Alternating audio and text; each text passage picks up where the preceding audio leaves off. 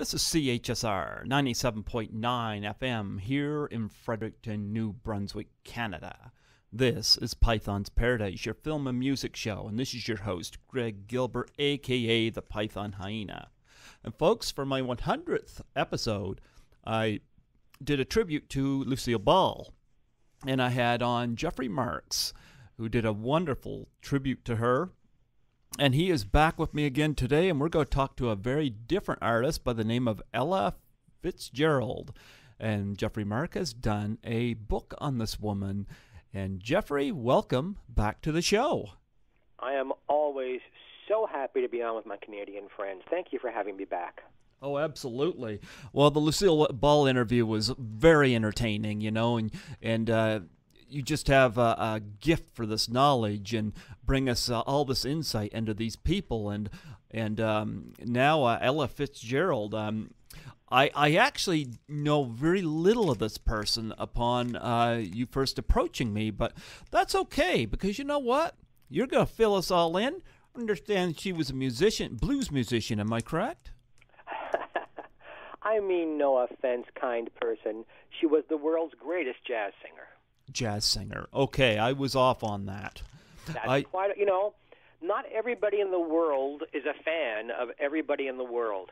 But Ella Fitzgerald was, if you're talking about the esteem in which her audiences, other singers, and other musicians held her, she was the female version of Frank Sinatra. That is the esteem the world, the entire world, held her. She is the most recorded female in history, and the Great American Songbook itself is Ella Fitzgerald. In fact, the idea of the Great American Songbook was hers, to do a series of songbooks on the great composers, all of their songs on a 2 LP set. And it broke barriers and started a whole new wave for this kind of music that they're still doing today. So there's so much to this. There's so much to her story that people don't know. Even the people who are very, very familiar with her music don't know her story and don't know what she had to go through to become Ella Fitzgerald. The name of the book is Ella, A Biography of a Legendary Ella Fitzgerald. It's written by me, Geoffrey Mark. And we go into everything. Every song, whether it was ever released or not, every album, every movie, every radio and TV appearance, and not just in this country, but all over the world, concerts. But then we also talk about the woman. There's two things with Ella immediately that pop out. She becomes popular in the mid-1930s at a time when in the United States, if you were African-American, you were out of luck. Yep. It was a very dark time for us as a country. Things have gotten better in the United States. I'm leaving Canada out of this because you guys are so much cooler than we are about most of this stuff. Especially with the political situation right now, we are so much cooler. Yes, you are. I won't. My political opinion is not terribly important, but I happen to agree with you. But she had to fight that prejudice, and also she was female. Yeah. And in the 1930s in the United States, if you were female, you were expected to put on an apron and stay in the kitchen where you belong. And here was a woman striving for success in an all-male-dominated industry that was practically brand new. Ella begins recording in, I think, 1936. The recording industry was only about 6 years old at that time. So it's brand new. She's brand new. She breaks through, and she is really the first African-American to break through all barriers. And she doesn't do it, how do I say this correctly? The man who did it before her, who was African-American, who appealed to everybody, was Louis Armstrong. Okay. Louis Armstrong was a brilliant, brilliant singer and trumpeter. He's the father of jazz, but Mr. Armstrong, for all of his incredible talents, said this out loud, so I'm not telling a secret. He cared for and catered to white people and not his own race, because those are the people who have the money. Those are the ones who made me a star. Black people didn't make me a star. Wow. That was his attitude. it was his right to have that attitude because it's his. That was never Ella's attitude. She sang to and for everybody. And she's the first black female singer where she's not being compared to other black female singers. She's being compared to everybody. And she becomes the high water mark. I had the wonderful pleasure of dining with Patty Andrews of the Andrews Sisters. And hopefully some of our Canadian friends out there remember how wonderful they were. And they had 30 or 40 big #1 hits. And I said to her, you know, there are times in Ella's early recording career where she sounds like you. And she said, honey, you've got it backwards. I was copying Ella Fitzgerald. We all were. Dinah Shore was. Doris Day was. Helen O'Connell was. We were all copying Ella. She was the one who had the voice. We wanted to sound like her. Oh, and then wow. I talked to the other sister who was still alive, Maxine. And Maxine said, well, because Patty sang that way, Laverne and I had to sing that way to match her. So the whole Andrews Sisters sound is based on Ella's sound in the 1930s. That's how influential she became. Quickly, immediately. No one knows who she is in 1935. By 1938, she's a #1 female singer in the country. Wow. That's a very fast climb out of hardship, horror, and living on the streets. Yes. Would you like to hear about that? You know what? Go ahead, because I know that you said that her childhood was not the best, and her upbringing was not the best. So, and coming up through the streets, like, I love hearing stories about people that go from the rags to riches. Well, I don't know. Outside of North America, because again, I want to include my Canadian friends in this. I don't know any place else in the world, other than the United States and Canada, where a story like this could be told, and told, you know, really. Ella kept her childhood in all the years before she became famous an enormous secret. It was too painful to relive, and it was too sordid for the public to know about, especially back then. Mm-hmm. So they sanitized her entire childhood, and she stuck to that story for the rest of her life. The real story is that she was born in Newport News, Virginia, in the United States. Okay. She never knew her birth father. Her mother acquired a Portuguese lover, and the three of them moved from Newport News to Yonkers, New York. Yonkers, for those of you who don't know your New York geography, is on the mainland state of New York. People don't understand that New York City is a bunch of islands that float in the Hudson Bay, and it's got nothing to do with the 48 continuous states of the United States. So Yonkers is like the first city you come to when you're on dry land, a very short commute by train to New York City. So Ella called New York City her home. Okay. In New York City in the 1930s, and since I was born in Brooklyn and grew up in the 50s and 60s there, I can tell you it was the same 30 years later. It's a melting pot, but the pot is divided. The African Americans have their neighborhoods, and the Irish have their neighborhoods, and the Jews and Italians live together for some reason, and the Germans have their neighborhoods, and the Puerto Ricans have their neighborhoods. Everybody gets along. Everybody respects everybody else, but they don't live on the same blocks together. It's neighborhoody. It still is. But in Yonkers, where Ella lived, it was a melting pot neighborhood. There was a little bit of everything. And there she was, an African-American female whose mother was living unmarried with a much lighter Portuguese man. Okay. The ribbing she took, the beatings she took, the what children do to other children sometimes is horrific. Yes. Because of it was awful. So Ella learned before she hit puberty, it is going to be hard being African American in this life, and it's going to be hard being a woman in this life, because women are expected to put on an apron and stay in the kitchen and not accomplish anything. And Ella wanted to accomplish something. Unfortunately, right after puberty, around the time she was 14 or so, and I say or so because I did the best research I could to nail down dates and exact times, and different stories give different stories. So somewhere in her 14th year, between 14 and 15, her mother dies. Okay. And her quote-unquote stepfather turns to drink and turns to Ella for comfort. Oh. Berates her, beats her, and rapes her. So Ella ran away. First to her aunt's house, didn't like it there, and ran away again. And because she was female and because she was African American, the police came and got her and put her in a home for wayward girls. Had she been white or had she been male, she would have just been sent back home again. This place, if you've ever read Charles Dickens' novels about the horrors of children in Great Britain in the 17 and 1800s, this place was worse. Oh. It was an awful place, but if you were African American, even worse, because the girls there were separated into hovels, given torn clothing to wear, got to bathe once a week if they were lucky, and ate very little. And in their own paperwork, which has since been destroyed, they admit that Ella was regularly taken down to the basement and tortured. Wow. And she ran away from there.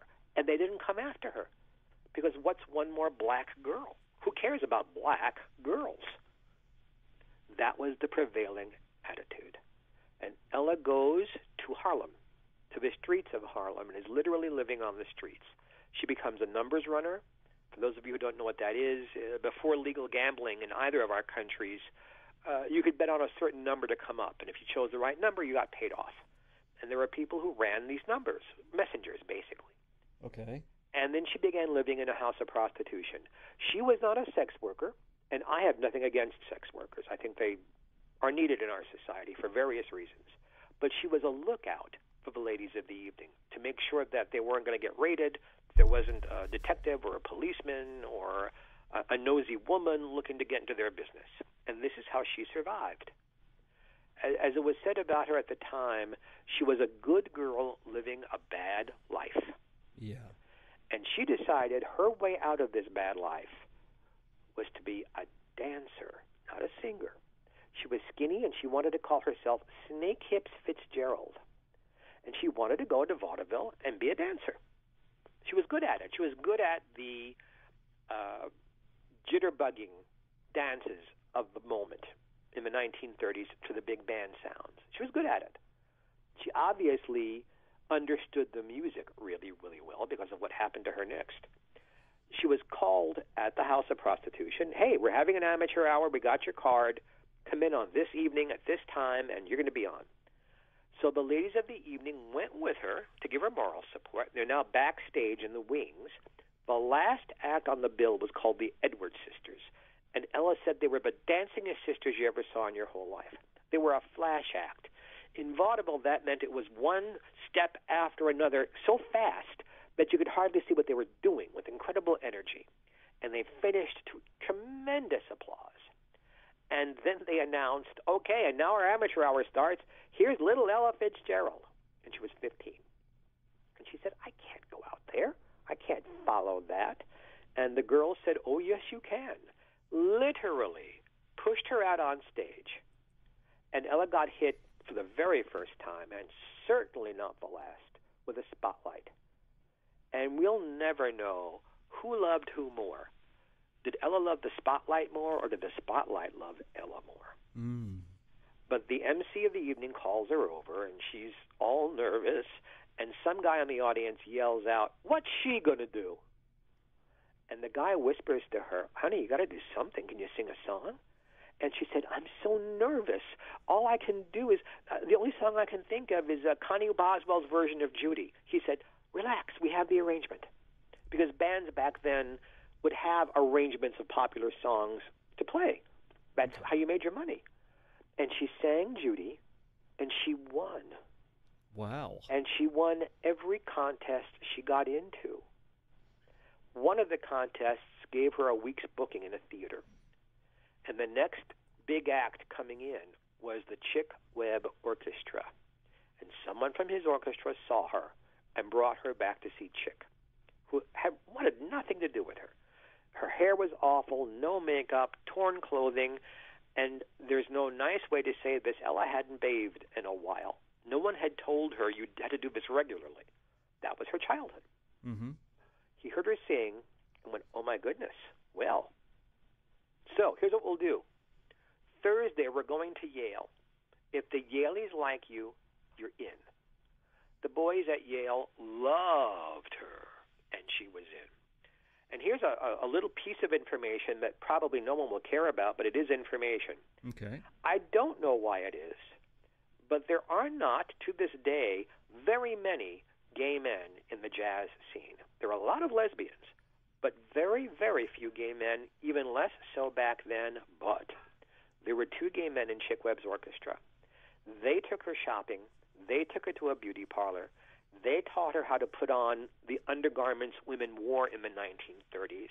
For those of you who are young out there, women had like 16 layers of things they wore under their dresses back then. It was, an hour before you got your dress on when you were getting dressed in those days. She had no idea. And they taught her how to bathe properly for a woman. And she just took off. The band loved her. She loved the band. She absorbed everything they had to teach her about music. She was like a sponge. Decca was the recording label for Chick Webb, so it became her recording label, and she began having minor hits. The band's home was the Savoy Ballroom in Harlem. That's where they played when they weren't touring. And the song Stompin' at the Savoy was about them because they were unbeatable. Before he met her, Chick Webb was barely known outside of New York City. By the time they're becoming famous, they're having battles with the band with Duke Ellington and Count Basie and Billie Holiday and winning.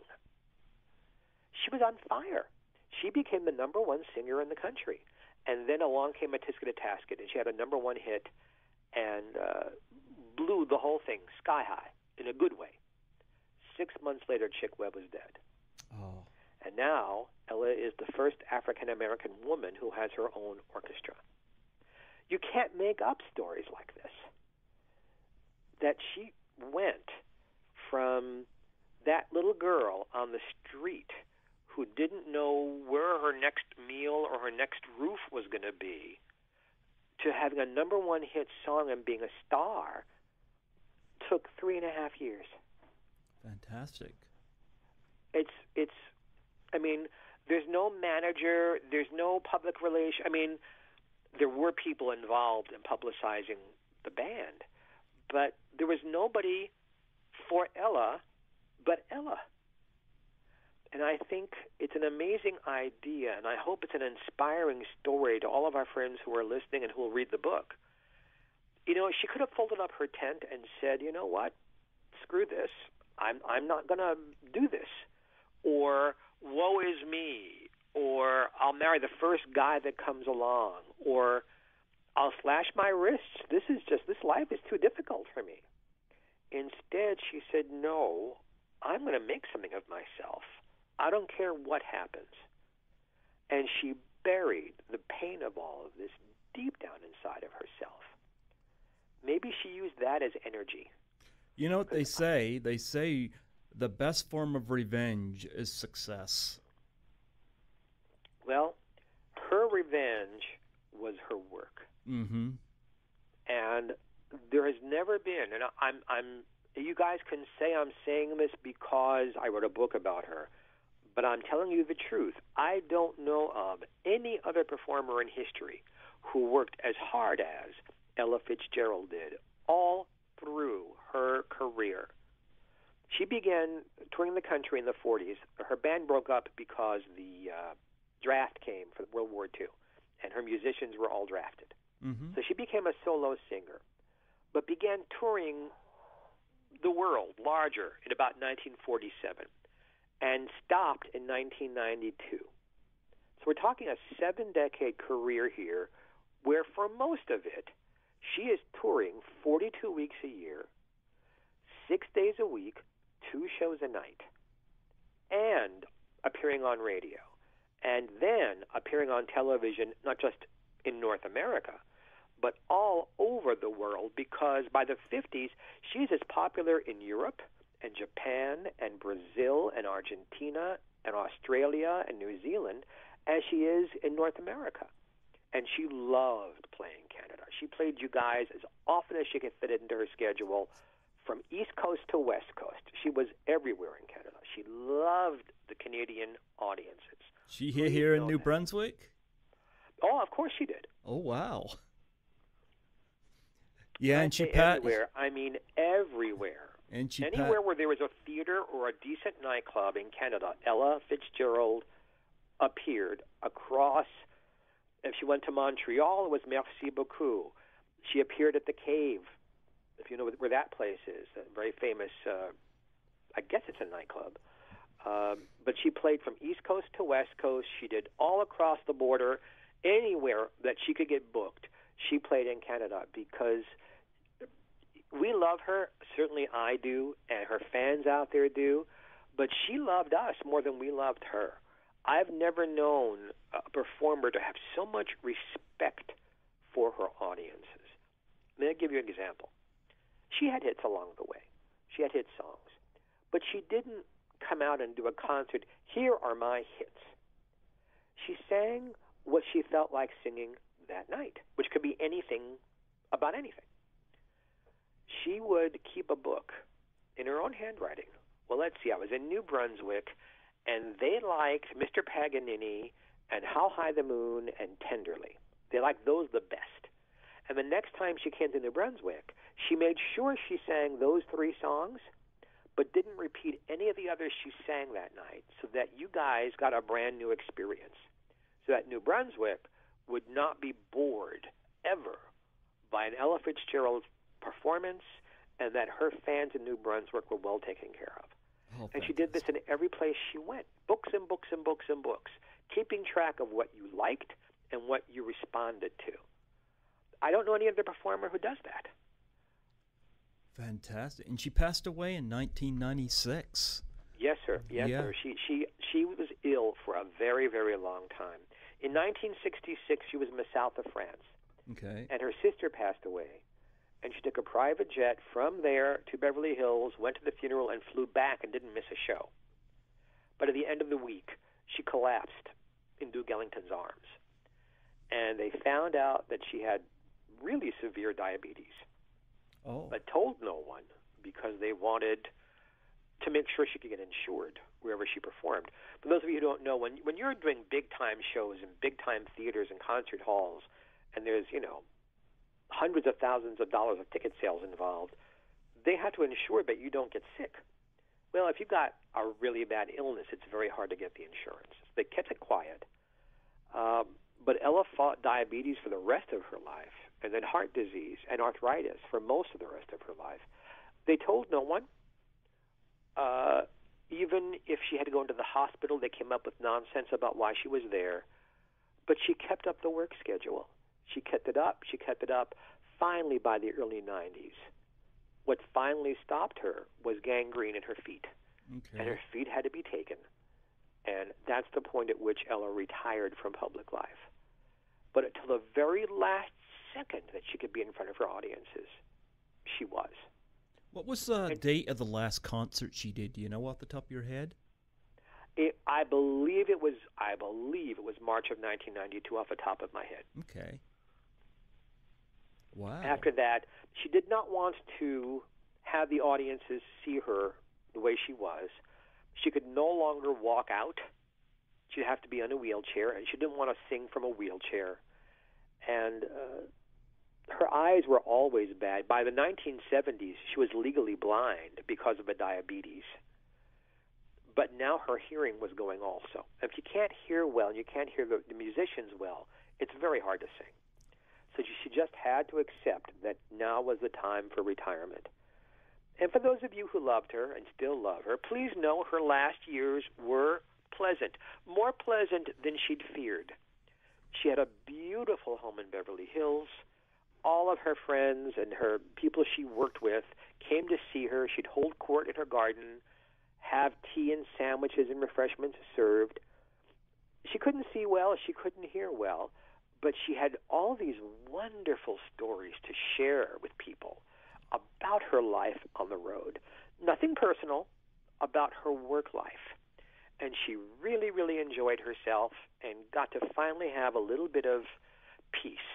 So her last years, please know, were peaceful. She was incredibly well taken care of by a wonderful staff of people. And she knew how much we loved her and took great, great pleasure in that. It's interesting you say that, because when I see a lot of these award shows now, I rarely, if ever, see the fans acknowledge. And to hear that she, and this is why I like the people I interview, because they're approachable, you know. Sometimes I find some of these people, they get so big, this red carpet, it's so fake. Yes. And yeah, what the media is telling us and what reality is are two different things. So to hear the story about Ella Fitzgerald and her relationship with her audience, that is an honor to hear that. Ella walked many red carpets. I've walked many red carpets. Mm-hmm. And you shake hands and you smile and you have your picture taken because it's good publicity. Mm-hmm. And even Ella needed publicity once in a while. Mm-hmm. But here's what Ella thought about that kind of thing. The minute you begin to think that you're really something, you're nothing. Yeah. That was her attitude. There was always something new to learn. There was always something more to do. She was an enormous contributor to charity, to Dr. Martin Luther King. She personally funded a children's center in Watts, which is a disenfranchised neighborhood in Los Angeles, and left the bulk of her estate to the Ella Fitzgerald Charitable Foundation, which helps the working poor. So even today, her legacy financially is helping people stay on their feet, which was very, very important to her. Yes. I've never understood when I hear performers, oh, I'm not nervous, and I've been doing this for years, and she was always nervous before a performance. She was always concerned that her audiences got the most for their money, that they came to see Ella, they'd be well pleased. And maybe that's why we're still talking about her 100 years from her birth, because that was her attitude. You went to an Ella Fitzgerald concert, and I went to about 30 of them, so I got to see her live a lot. Fantastic. Oh, wow. The folks were Latino, they were Asian, they were black, they were white, they were young, they were children, they were very old people. They were straight, they were gay, they were Christians, they were Jews, they were Muslims, they were unbelievers. She appealed across the board. She didn't have a fan base. Everybody just seemed to love her and love her music and especially loved to see her in person. And every time you went, it was a new experience because it was different songs with different arrangements. I've, again, never known any other performer to do this. Ella had between 400 or 500 arrangements for her trio, for a big band, and for a symphony orchestra, available at her fingertips. And she sang what she felt like singing that day. So you never knew what you'd get. You never knew, is it going to be Cole Porter? Are we doing Irving Berlin tonight? Is she going to do something more modern? Because through the years, Ella was the very first person to realize just how good the Beatles were and did a cover version. The first person did a cover version of Can't Buy Me Love. Oh. Top 40 hit for her. And Ringo Starr said, this is my favorite version of the song. She sang Lennon. She sang McCartney. She sang Randy Newman. She sang Melissa Manchester. She sang Carol Bayer Sager. She sang Paul Williams. She loved listening to young people and being a part of their world without giving up any of her own style. So there is always something for everybody in an Ella Fitzgerald concert. And again, I've never known any performer to do this. And obviously, she's not the only performer I like. There's wonderful, wonderful people out there I admire greatly. Mm-hmm. But she's the best. Andre Prebin was, for those of you who don't know, a jazz pianist, a concert pianist. So he had his feet both in the classical and jazz worlds, an arranger, and an Oscar-winning composer. And he said this about Ella. He said, musicians in the green room, which is a place you wait backstage before a show goes on, we play a game. Who's your favorite trumpeter?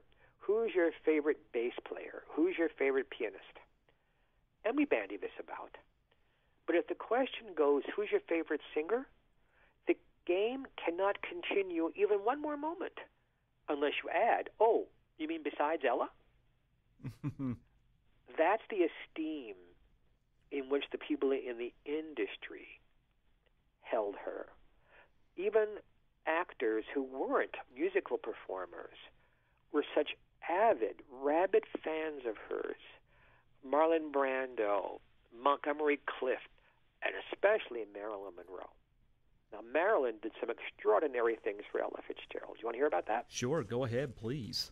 Okay. Marilyn would be the first one to tell you that she had some emotional problems.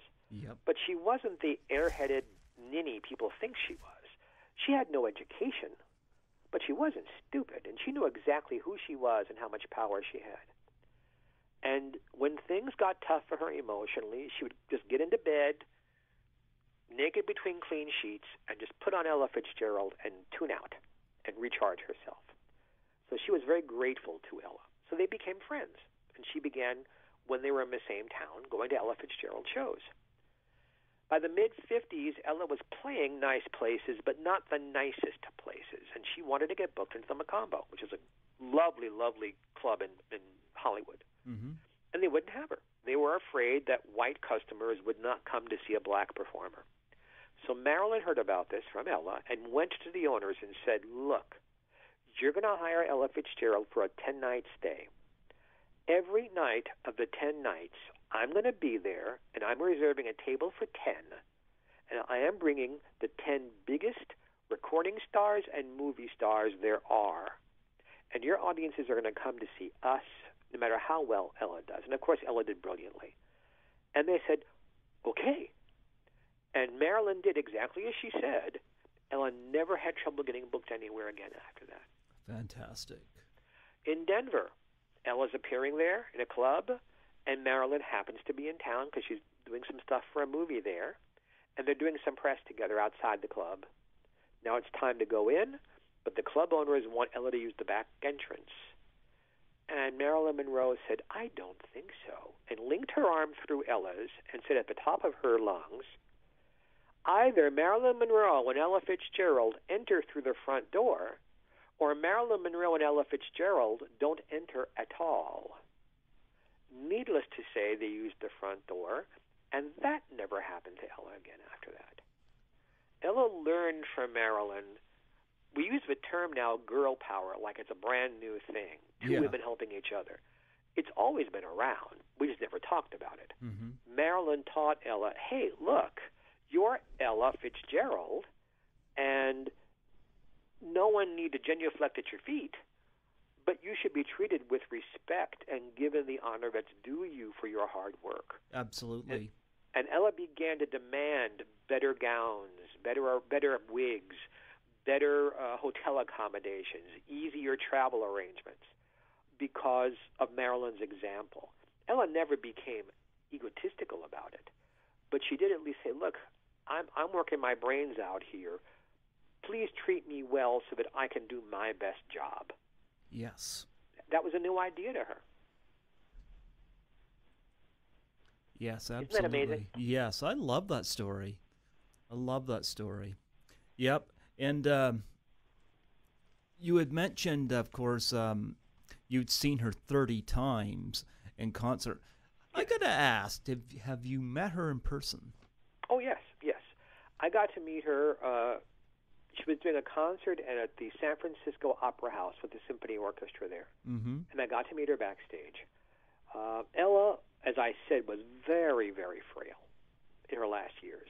Mm-hmm. I don't mean one or two, but probably her last 10 years as a performer. Very frail. She wasn't giving out interviews anymore, so I didn't get to interview her. But I did get to interact with her. And towards the end of her life, despite the fact that I said she never repeated shows, when she started having to cut back on her touring, her musicians had to take other jobs. So she was having newer people working with her who weren't as familiar with her book, the book of arrangements. Mm-hmm. And she began singing the same songs over and over again. And by this point, I was visiting her manager's office and talking with the people there, and I'd begun working on the book that many years ago. This book is like 28 years in coming. Oh, fantastic.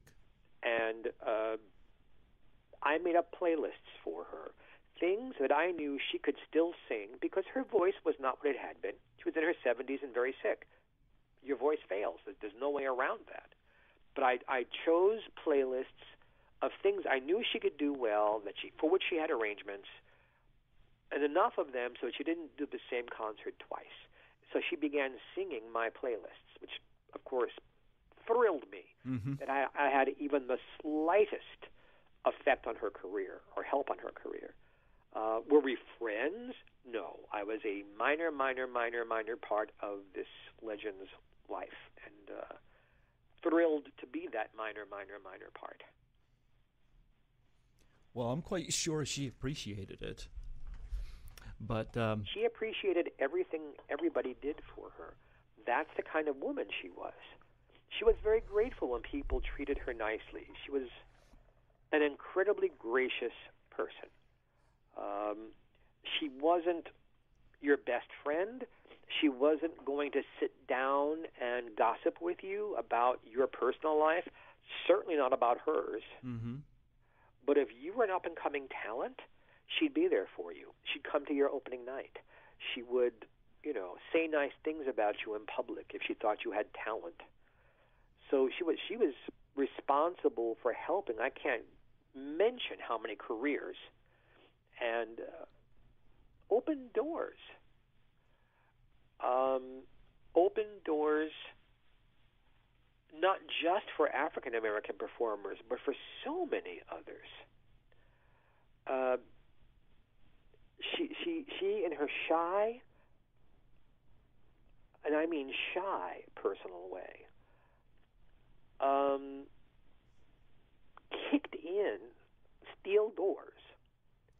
There are a lot of people who have written their own autobiographies who take credit, and I'll use Sammy Davis Jr. as the first one off the top of my head. And Mr. Davis did wonderful things, don't get me wrong. But Ella was first. Sammy walked through doors Ella had already opened.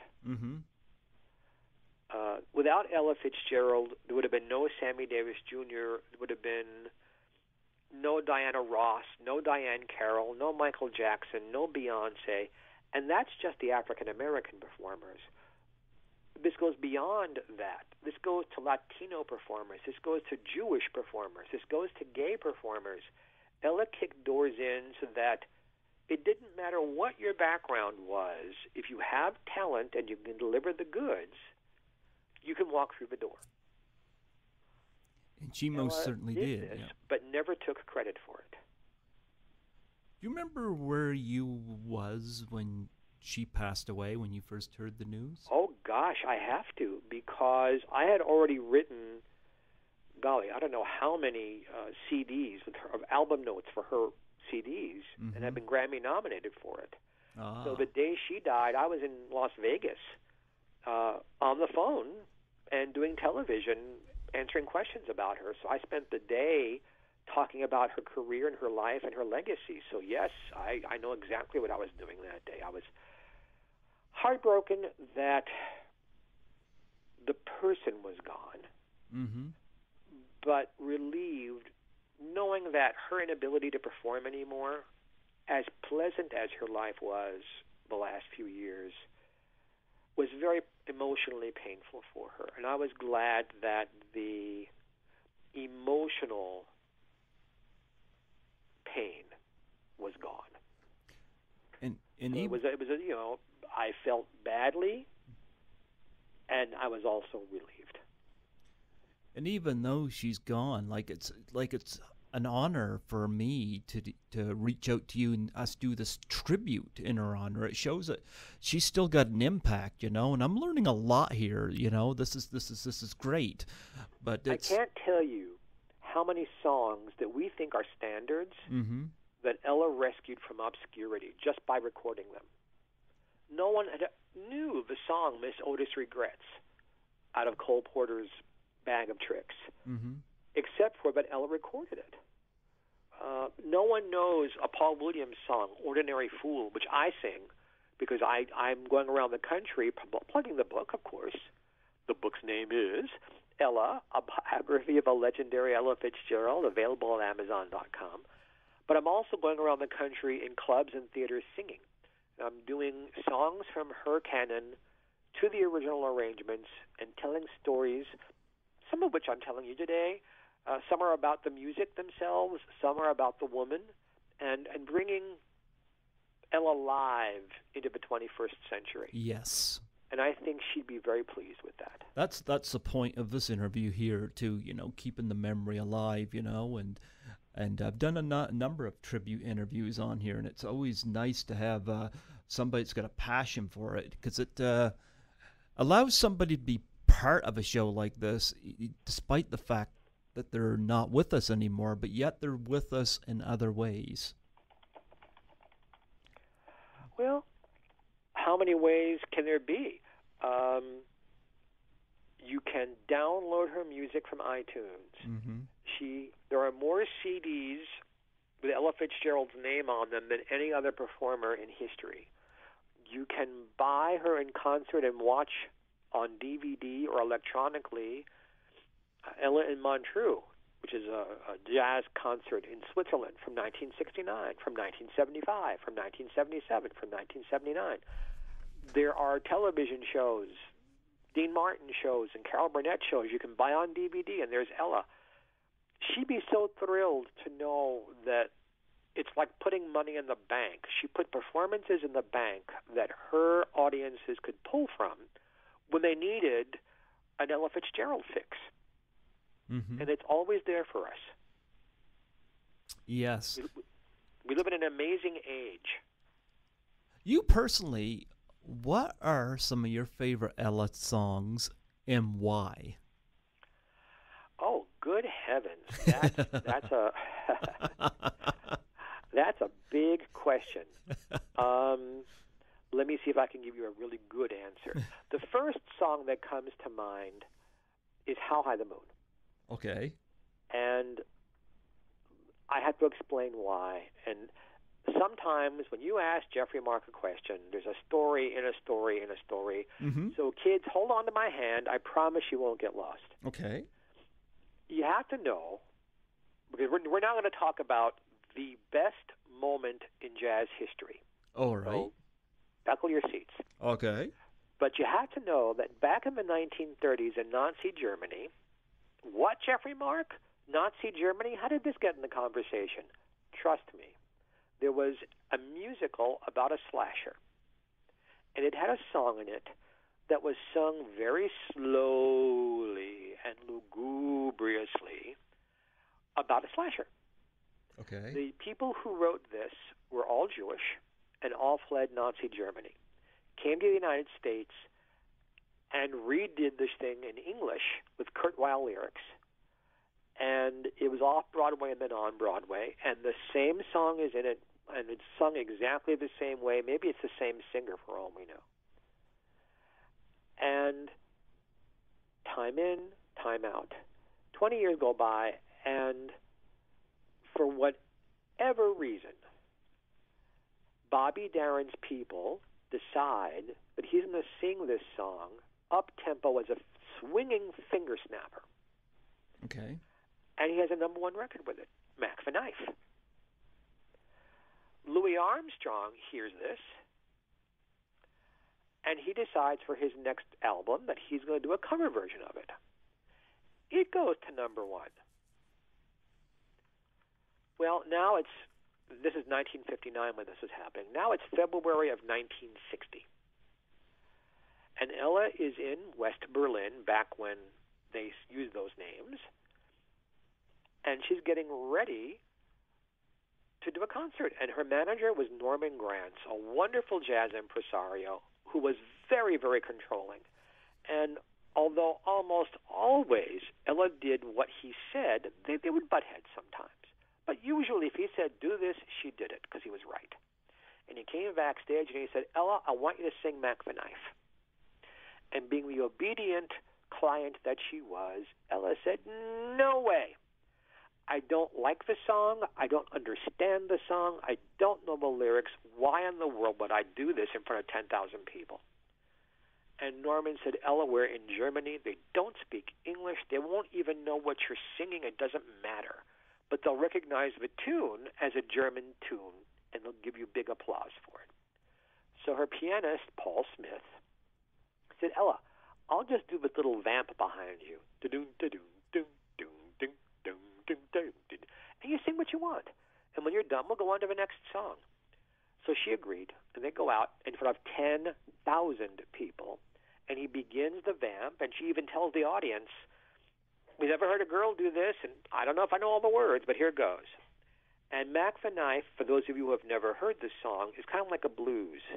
It's a chorus with more choruses, and each one is about a half a step up in tone in the music. And she gets through 2 or 3 of them trying to remember the words. And finally, at one point, it's like, I don't know what the song is. I'm not sure what country I'm in. She just completely spaced out. Now, she could have done any number of things. She could have bebopped her way through it. She could have just ended the song. She could have giggled and laughed. What she did do, because she was a genius, was on her feet made up a brand new song as she was singing it. And all of the words fit the meter of how it was written. All of the words rhymed in the same places where a good song should rhyme. Mm-hmm. No rehearsal, no setup, no time to think. This is all, I've got 1 second to come up with the next word. Well, Norman Granz was wrong about one thing. The Germans did speak English. They knew exactly what she had just done on her feet in front of them.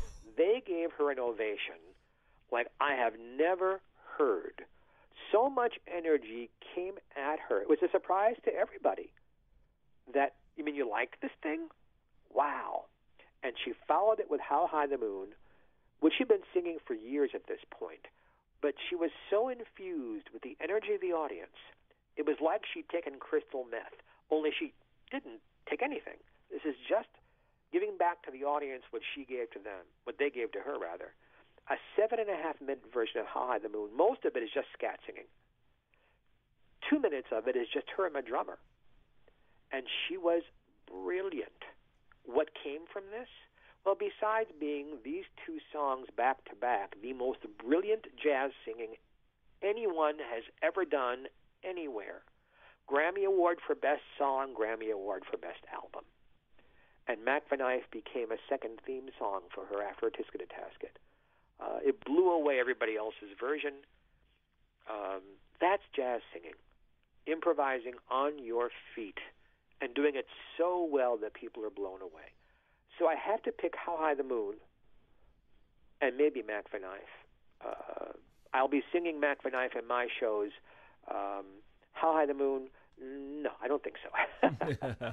But there is that, and there are some ballads I really love.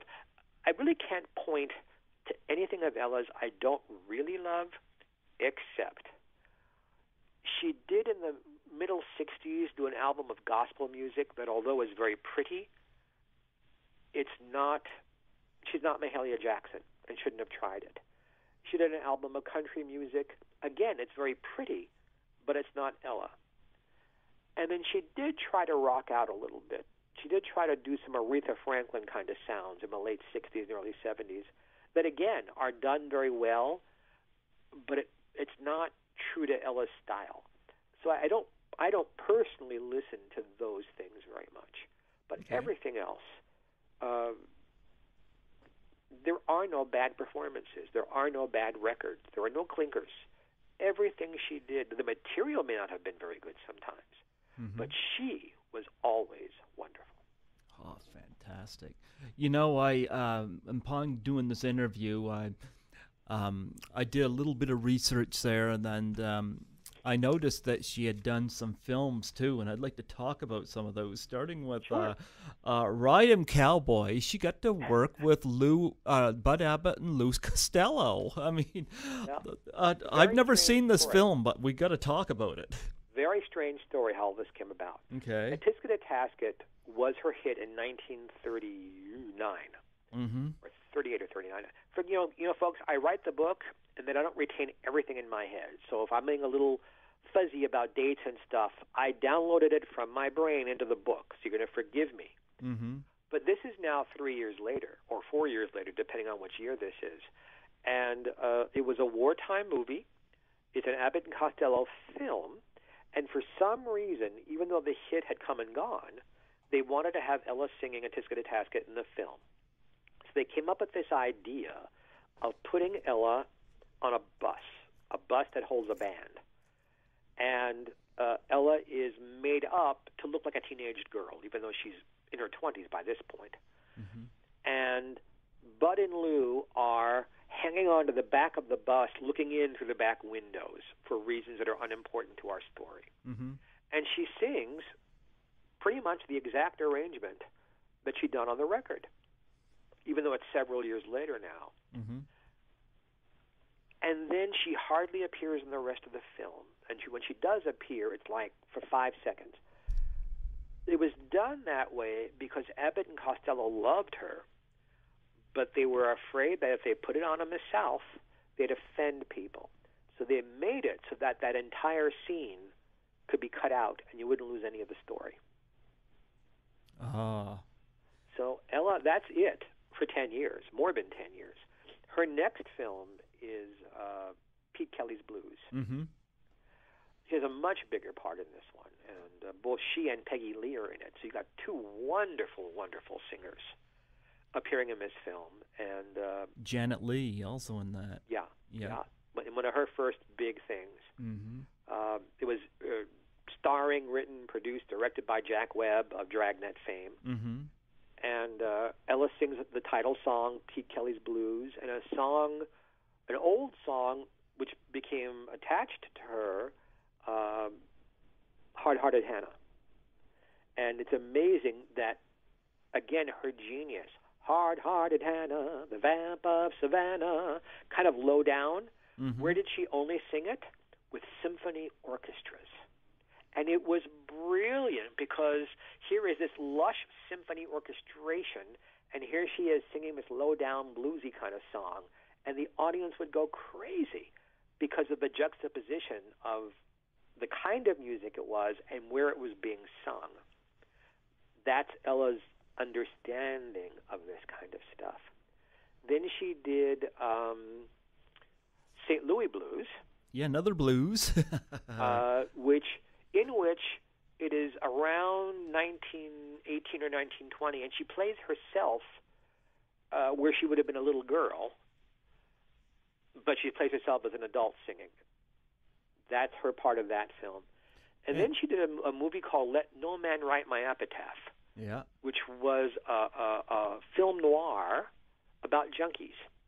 And she plays a piano player, singer in a piano bar who's a junkie.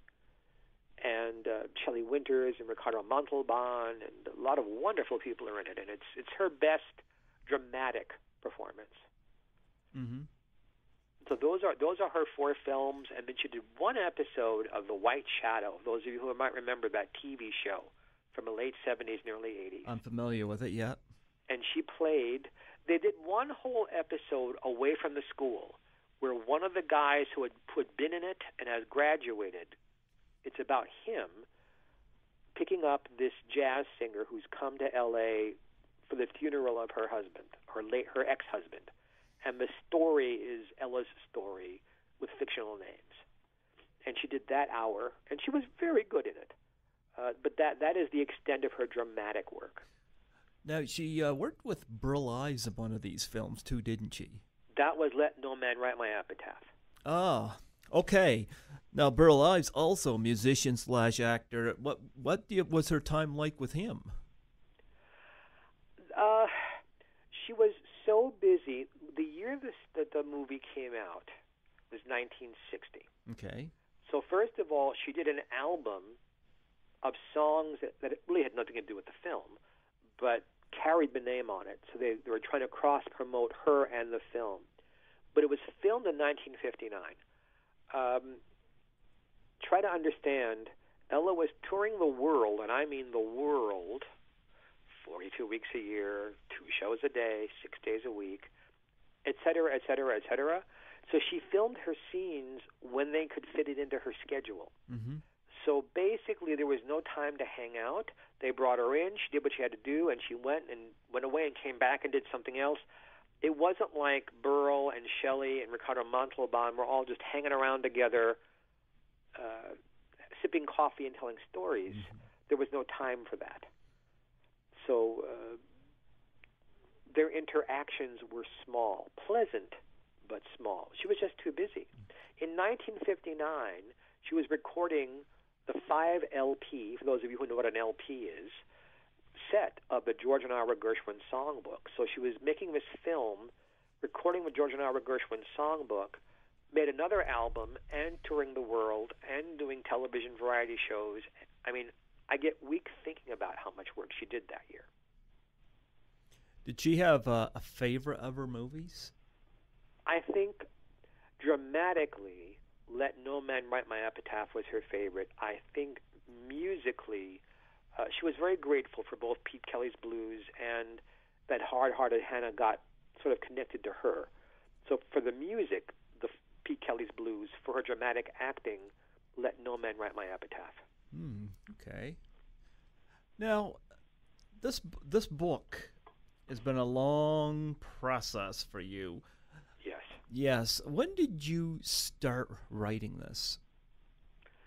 Well, you have to keep in mind when you ask an author writing also means being a detective, doing research, investigating. Mm-hmm. If we count investigating, this book started in 1977. Oh, I would have been 5. Okay. Thank you for sharing. But serious work on the book did not start until 1989. I've been in show business myself since I'm 15, like Ella. Mm-hmm. And unfortunately, or maybe fortunately, because it's made me who I am today, some of the same things in Ella's childhood were a part of my childhood. And I was emancipated at 15 and on my own, the same way she was. Mm-hmm. So I've been at show business a very, very long time. But I went through a period of my life in my 20s where alcohol and drugs got the better of me. Mm-hmm. And I stopped performing. When you don't show up at nightclubs, they get a little angry with you. When a record label offers to bring you in to make a test record and you don't show up, they pretty much don't take your phone calls after that. So I shot myself several times in the foot, figuratively speaking, with drugs and alcohol. Mm-hmm. I got sober at 30. And as soon as my head cleared, it's like, good heavens, what happened to my career and what have I done? And I wanted to come back, but I was afraid. I am no longer afraid, by the way. But back then I was afraid that the rejection one gets almost daily in show business might cause me to drink or drug again. So I wanted to do something where can I get all the rejection at one time as opposed to every day? Mm-hmm. And I thought, well, if I write a book, I can write the whole book. No one's looking over my shoulder. And then, so I began writing. And my career turned more towards writing. The performing has come back in the last 10 or 15 years. And through the years, I've been a producer. I've produced music. I've written and produced for television. I've been an actor. I've been in films. I've been a little bit on television. I'm singing in jazz clubs again. I'm touring around the country. But at that moment, what I concentrated on was getting started with Ella Fitzgerald. So from that moment of clarity forward, we're now here in 2018, and the book is available on Amazon.com. So it's a long way to answer your very short question. Was Ella aware that you were doing this book? Yes, you asked a very good question. Originally, this book was going to be authorized by Ella's manager, Norman Granz. Mm-hmm. I made a mistake. I didn't know it was a mistake, but I made a mistake. I contacted Frank Sinatra. So this tells you how long ago this was. Okay. And all these folks were still alive back then. Mm-hmm. And I said, look, all I want to do is ask Mr. Sinatra about the television specials they did together. Nothing else. Nothing personal about her, about him, just the work. And I got a call from Ella's office from a man named Val Valentine, a brilliant music engineer. He engineered all of Ella's classic albums through the years. And he said, young man, Mr. Sinatra just called here.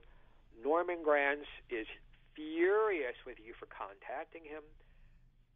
I knew, but I didn't know how much Norman Granz and Frank Sinatra intensely disliked one another. Oh. And because I caused Mr. Sinatra to call the offices, I was cut off. Now, what do? About 20 minutes later, my phone rings again, and I thought, what now? Please hold for Mr. Sinatra. And Frank comes on the phone and says, hey, buddy, I hear I kind of screwed you. I'm so sorry. All I was doing was calling over there to see if you were the emes. Emes is a Yiddish expression for the real thing, the truth, that show people sometimes use, or at least they did in Mr. Sinatra's era. Mm-hmm. He said, I didn't mean you any harm. And before I could say boo, he was off the phone. But he sent me 2 autographed pictures to thank me, or not to thank me, but to apologize.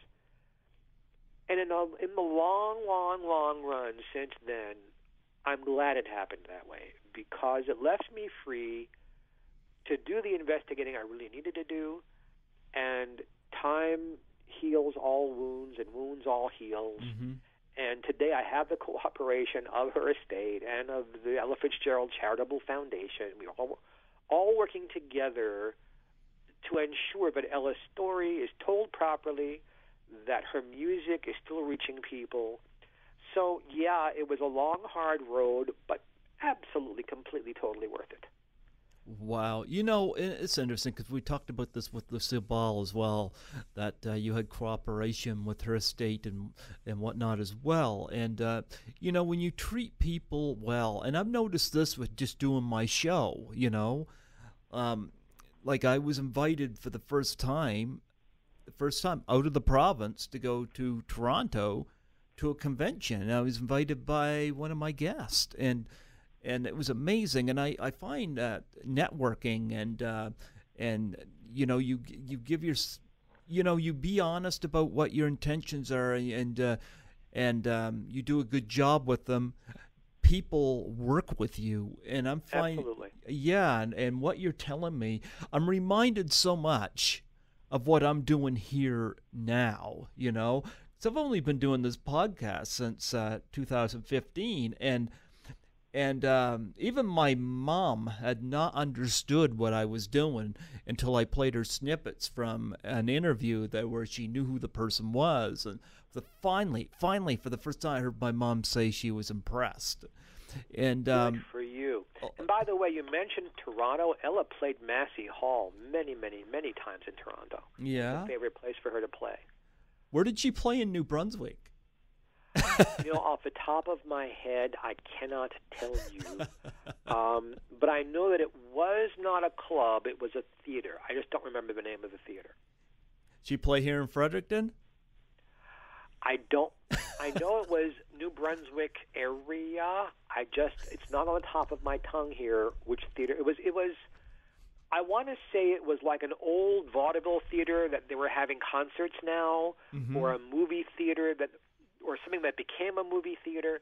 There were so many theaters scattered all over Canada and the United States when big bands were a big thing, that either turned into concert halls, or they turned into ballrooms, or they turned into movie theaters. This is one of those things. It wasn't a nightclub, that much I know. Mm-hmm. Which one it was, I'm sorry. That's all right. Don't worry about it. But that's fantastic. And this is what I admire about what you do, is that you do an honest job. Because I'm not a big fan of the tabloids, and I keep. Nor am I. Yeah, right. Like I know, like, for example, you know, getting interviews, you know, it's sometimes it's a roadblock.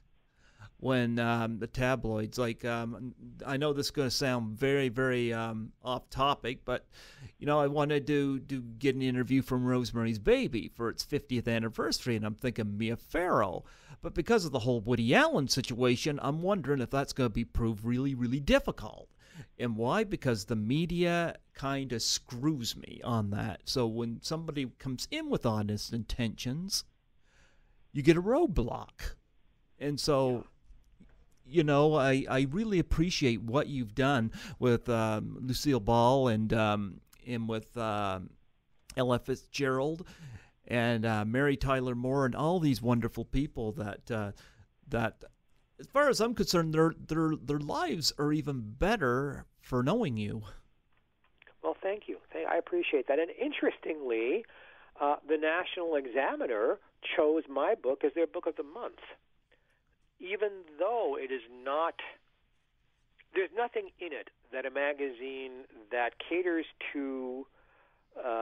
I won't mention names. We all know there are these things you can buy when you're going out of the supermarket, and they have covers that say, "Thus and such celebrity is really an alien from the planet Quadruple." Yeah. And look inside for the real story, and, thus and such celebrity predicts the world is coming to an end 3 days from now. See page 17. And there are some people who write books to get into those magazines. I think a lot of what's written about Lucille Ball was written that way. Taking what was honest truth and either completely lying or just taking snippets or stretching the truth a whole lot, so that the bottom line is it's not an honest book. Yeah. I don't write that way. No. I think people are fascinating. And I think our lives are fascinating when we talk about the real lives.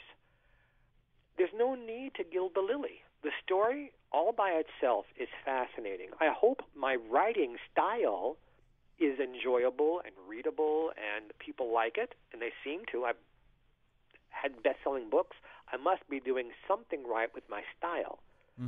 But the topic and the actual meat of what I'm talking about, there's no need to inflame it. There's no need to exaggerate it. There's no need to do anything but just tell the story really well in an engaging way that the audiences are going to enjoy.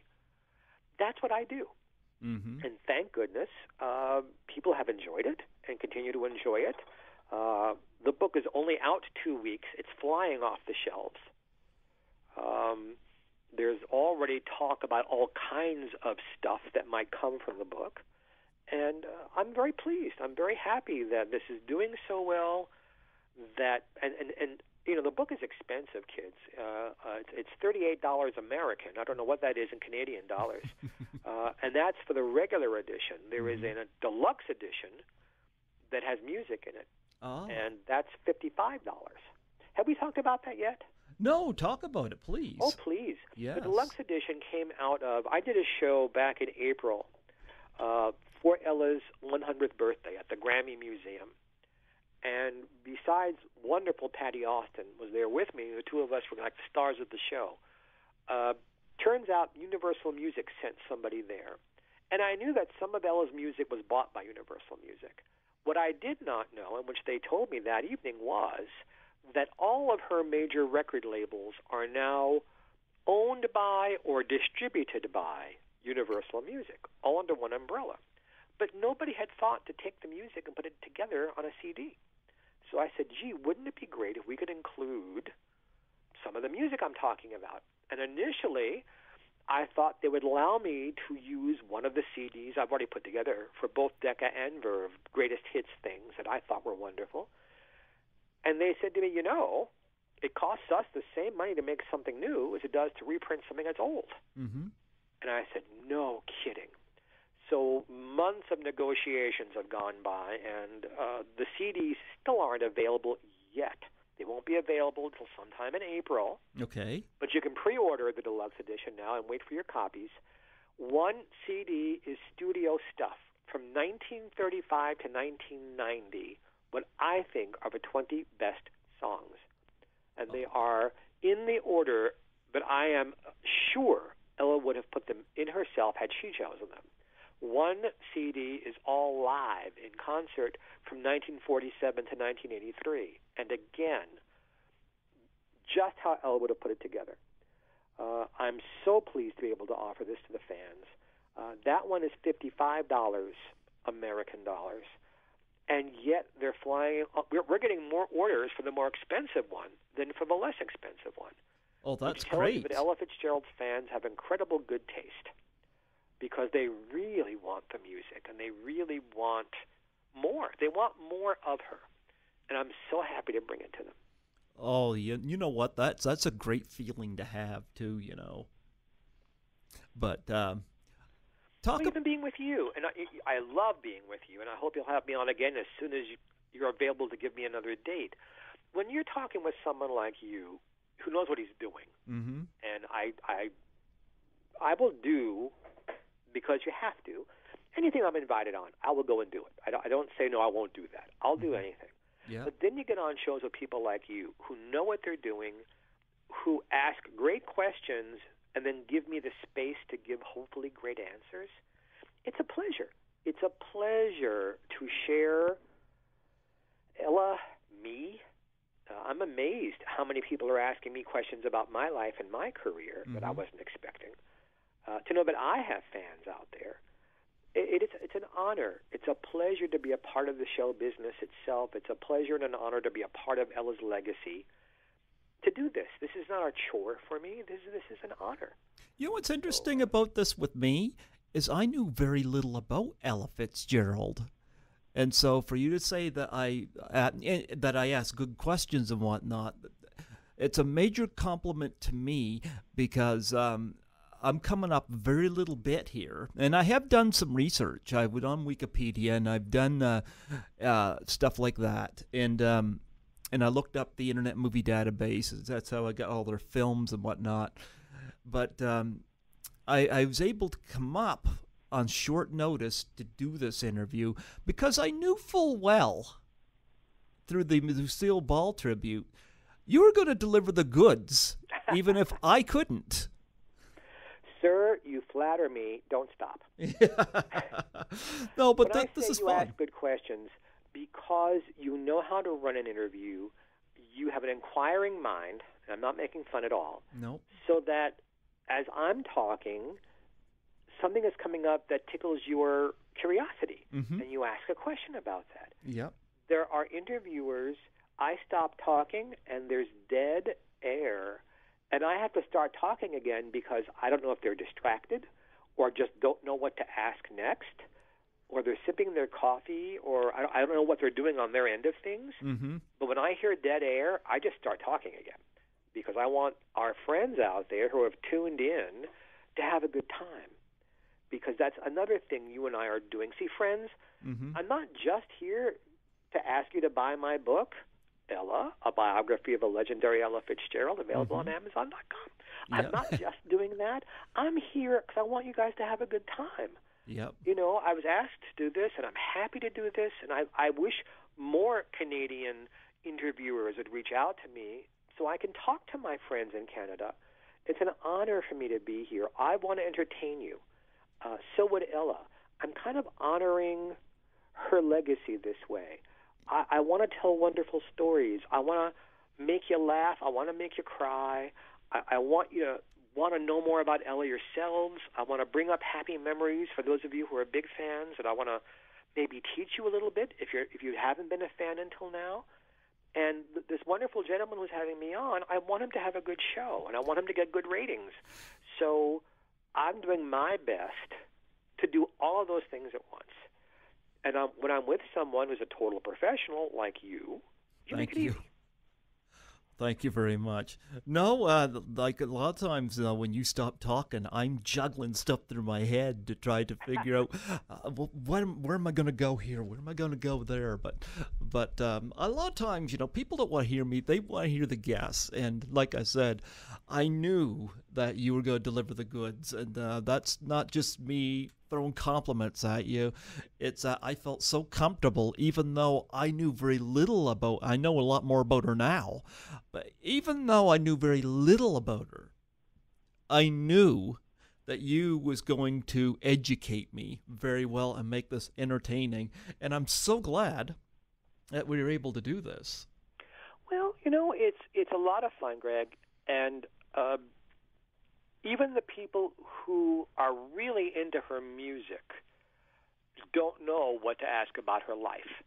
They read whatever my publicist sends out. In this case, you and I did this privately, so there's even no publicist involved. They read the publicity materials, and they ask questions about that. But they don't know what to ask about her personal life because it's been kept such a secret all these years. Yeah. So you're not really in any worse a position than any other interviewer is to ask about what was she like as a woman, because that's one of the questions the book answers that people didn't know about. How hard she worked, what she did for charity, what she did for civil rights, what she's done for women, and what she had to go through as a youngster, as a new performer. These are all brand new stories to the public.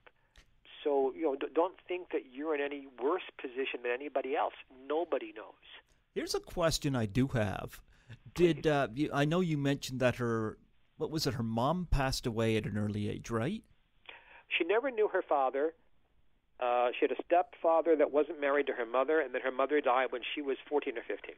Okay, I was wondering if any of them, and like any of these people that were still alive when she was successful, did any of them ever try to contact her after she actually made it big? She stayed in contact. She had an aunt that she loved. Okay. She had a sister who died in 1966. She had a niece. She had an adopted son. Her second husband, and really the only marriage she had, was to jazz bass player Ray Brown. Okay. They were only married 4 years, but they remained friends the rest of their lives. She was very in touch with her family, but limitedly so because she was never home. Okay. So if she came home for 10 days or 2 weeks and had a break, the family would come over and relatives would cook because Ella could not cook. But she loved to eat. Okay. And there'd be family time. But she heard from them more often when they needed something financially. Oh. Then they knew to pick up a phone and bother her for stuff. Ella was carrying a lot of people on her back financially. Yeah. But she was making a fortune. She could. She was able to, and happily so. Even with her son, she loved him a lot. But she hardly saw him. You can't be away from your son 42 weeks a year, and then when you are home, you're either playing in a club in Hollywood, or you're recording an album, or you're doing the Carol Burnett show, or. The love was there. Guidance was there when she was home. And the same thing was true of his father, because as a jazz bass player, he was touring the world because he was the bass player for Oscar Peterson, great jazz pianist. Okay. So Mom and Dad weren't around a lot. When they were there, they expected him to toe the line. So much so that there was a special chair in Ella's house that when Mom and Dad and Stepmom had to give him a talking to, that's the chair he sat in. And to this day, he has that chair in his house because it reminds him, hey, they weren't around a lot, but when they were around, they expected him to be a good man. And it reminds him of that. What does he think of the book that you've done? Well, the book's been out 2 weeks. I have not spoken to him since the book came out, so I have no idea what he thinks. He's very, very reticent to discuss his mother. As he said, I don't feel comfortable speaking on her behalf. Okay. He didn't spend enough time with her. He really can't tell you what was her favorite song or what was her favorite. He is living his own life.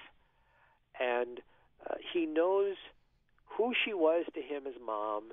He knows that she paid for him to have as good an education as he wanted to have, that she paid for him to not have to struggle very much financially, although she wanted him to work and not just be a trust fund baby. Okay. He's very well spoken. He's very handsome. He'd make a great news commentator. He's got a wonderful speaking voice and a presence. But he's very much his own man and does not live off of the legend of Ella Fitzgerald. Well, that's actually good. He's got his own identity. Yes, I think it's very good. I think it's very healthy for him emotionally, because heaven knows he could have all kinds of resentments against his parents because they were not around very much. He instead chooses to remember how hard they worked, the incredible work ethic both of his parents had, what two African Americans had to do to break through.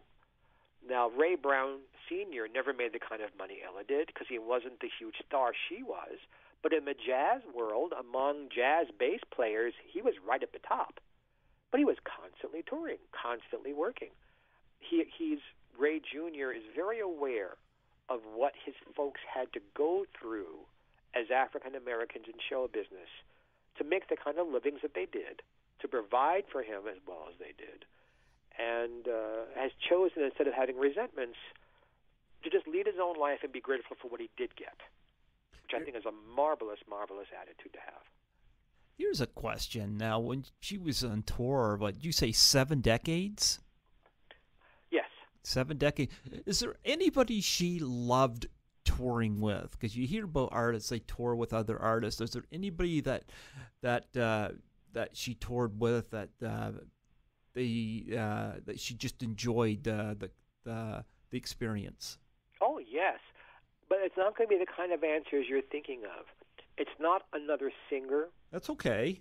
It's the musicians she worked with. Ella rarely needed to work with another singer. Okay. Most of the time when she did nightclubs, it was just her, or if it was like Las Vegas, there'd be a comedian like Jack Carter opening for her, and then she'd be the star of the show.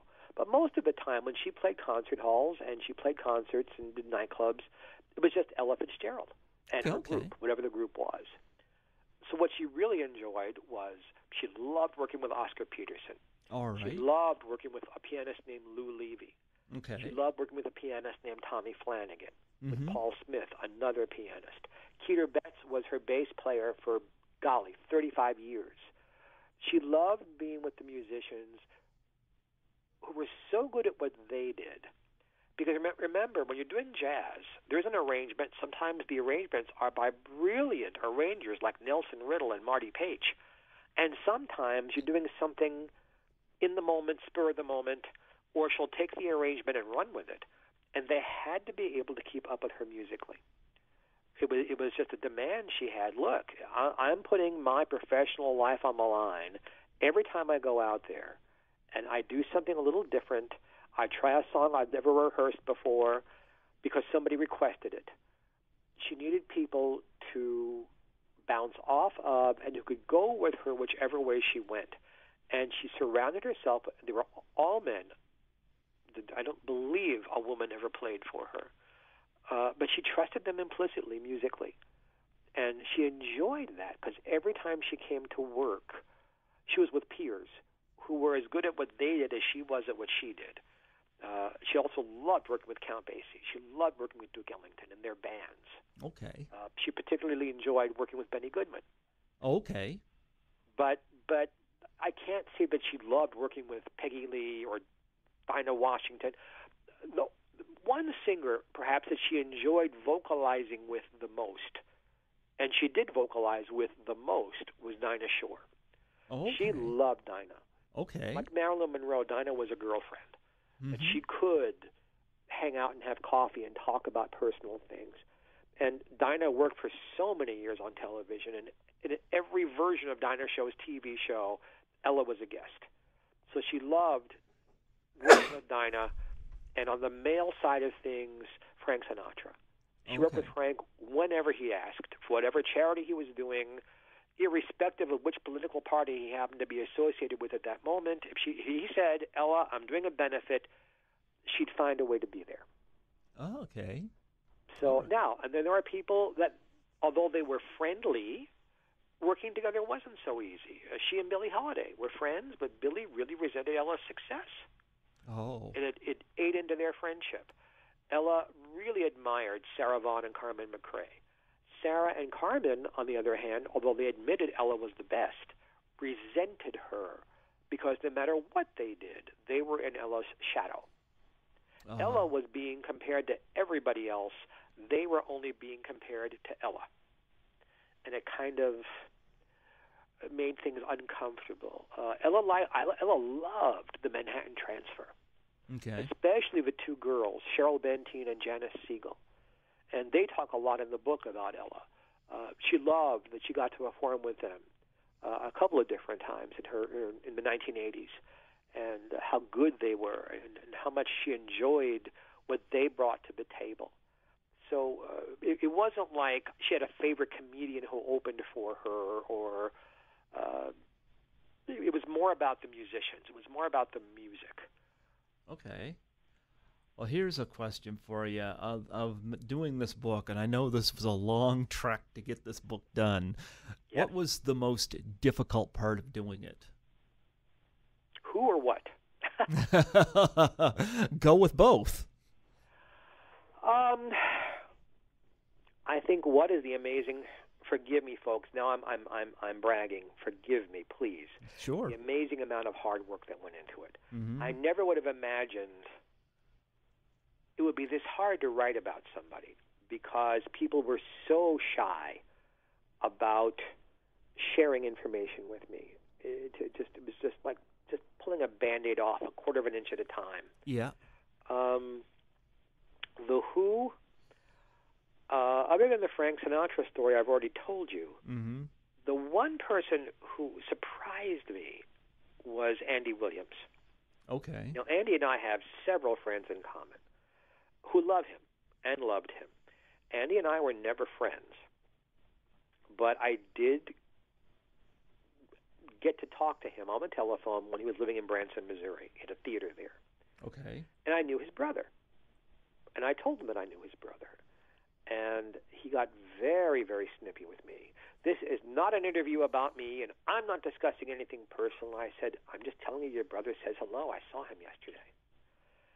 So his answers to the questions about Ella, I mean, he gave me good answers, but they were ice cold. You needed mittens to hold the telephone in your hand. Yeah. He was being so cold to me. And yet, the following week, a box comes to my house. This, again, tells you how long ago this is, with VHS copies of all the shows Ella did with him. So I can look at them and write about them properly. So, performers are not known for their sanity. Maybe I got him on a bad day. Maybe he and his brother were having a problem. I didn't like hearing his brother's name. It's just, I told you last time the problem I had in the Lucy book was somebody who was very cold to me, Mm-hmm. and then apologized.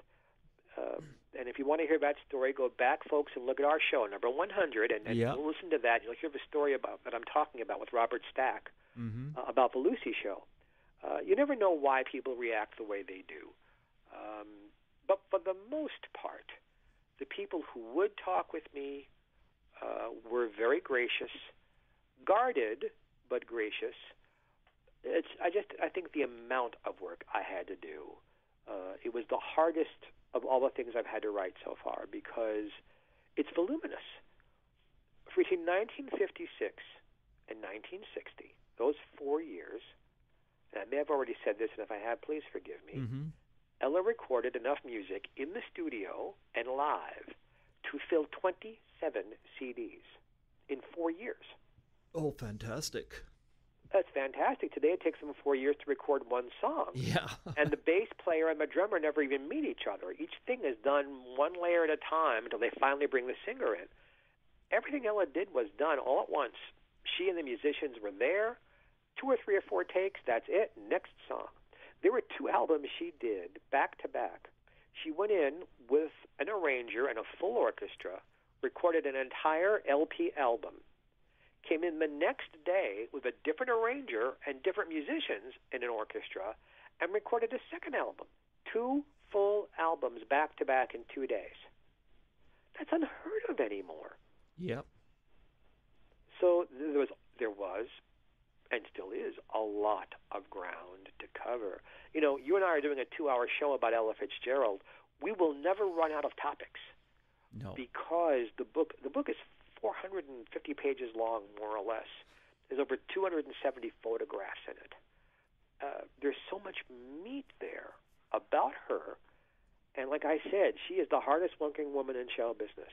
Mm-hmm. You can't pick a year. You pick any year, and I can tell you all the things she did that year, and you'd be left panting and weak just from hearing about it.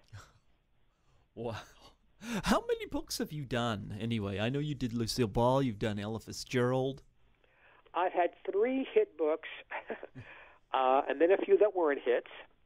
And then, because not everything can be a hit, sometimes it's a hit and sometimes it isn't. Mm-hmm. And I have co-written or ghost-written books for other people. Mm-hmm. So there's about a dozen altogether. And I've written comedy for comedians, and I've written scripts for documentaries and for reality TV. So I've done a lot of writing in my life. And of course, as a comedian, as a comedian, I've written all of my own material. Mm-hmm. I know I haven't been very funny today, but this wasn't about funny. It was about Ella. Mm-hmm. Have me on sometime about comedy, and we'll do it'll be a whole different feel, a whole different flavor. I've done a lot of writing in a 45-year career that I'm proud of. I forget who I was talking to. I was at a show business function at the Hollywood Museum last few weeks. And I do remember, but I won't mention his name, somebody who was a child star that almost everyone would recognize the name of the show, and he was one of the stars of the show. And he said, because we're about the same age, he says, look at you, a brand new book out, and this looks like it's going to be a big hit. At our age, you're still working, you're still writing, you're still having hits. What do you say to that? I'm a very lucky man. I work ridiculously hard. Mm-hmm. The work has not made me wealthy, because if it had made me wealthy, I probably wouldn't still be working. But because I need to work, I still work, and I'm allowed to. There's lots of folks in show business, and you know this as well as anybody. Yeah. I'll be 60 in September, who at my age, the parade has passed them by. Because of their age, younger, better looking, less expensive, more up to the minute. They look for a younger voice to appeal to a younger crowd. I'm an old guy now as far as show business is concerned. I don't personally feel old, but in show business standards, I'm an old guy now. You're 39, right? I'm 59 at the moment, yes, sir. 39? 59. Thank you so much. I'm not Jack West. And there'll be folks out there, why are they joking about 39, and why did I say, well, and I'll mention Jack Benny's name, and there'll be crickets, because... Oh, I know who Jack Benny is, yeah.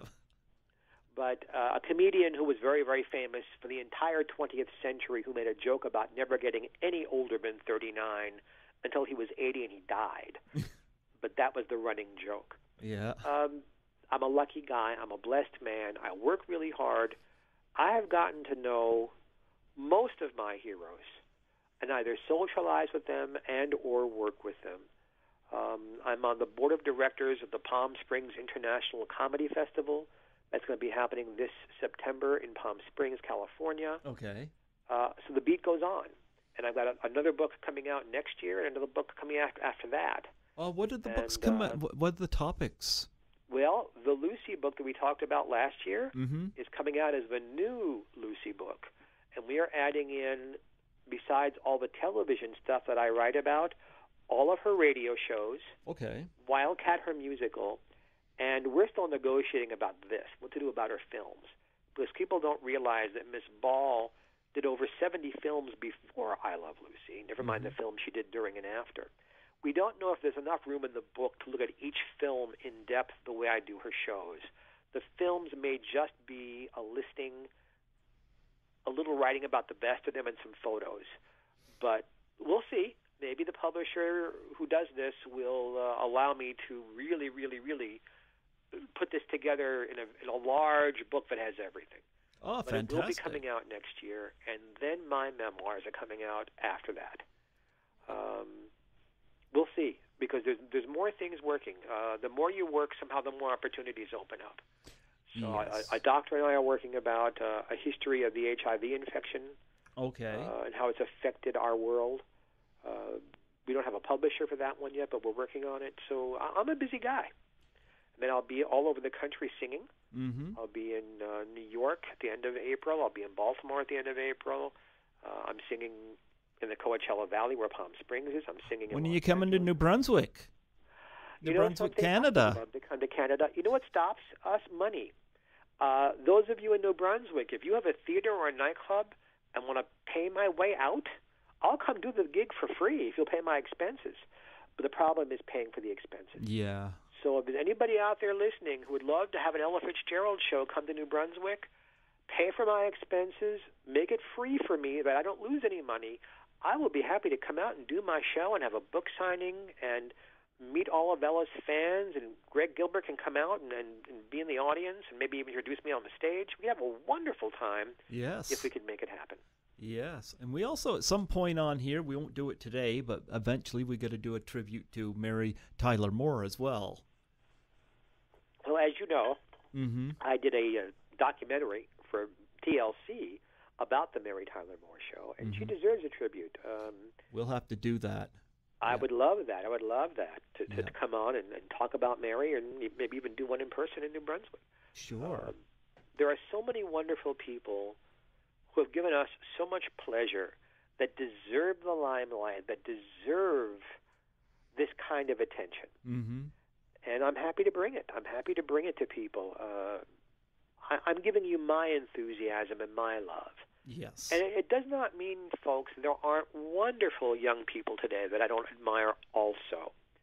But they have no problem getting publicity. Mm-hmm. You're seeing them on the red carpets. You're watching them on some form of television, whether it's cable or regular TV, or you're seeing them on Netflix or wherever it is you're enjoying your videos. They don't need my help to be brought forward. But the people I grew up with, the people, the baby boomers, we were in a very strange era because of television, because of what television was like when we were growing up. We knew not only who was current then, but we knew who our parents liked, who our grandparents liked. We knew who Fanny Bryce was. We knew who Al Jolson was, even though they were long dead before we were born. Oh, yeah. And we as boomers really know the history of 20th century entertainment in a way that no other generation really has before or since. And there aren't many of us left, meaning the people who are still working, who are still talking and working and writing. Most of the boomers have retired or have gone. Mm-hmm. I'm the tail end of the baby boom, and I am going to keep doing this because It's the fun. young people that I hear from about Ella, about Ethel Merman, about Lucille Ball, who either somehow came across them in their lives and they're loving them now, or because of me, they're introduced to them. And they're thrilled. And as long as I can thrill an audience that way, as long as I can bring something to the table that enlightens, that lets people think, that makes people laugh, that helps them to read, I'm happy to be there. I'm happy to sing. I'm loving going into theaters and clubs and libraries.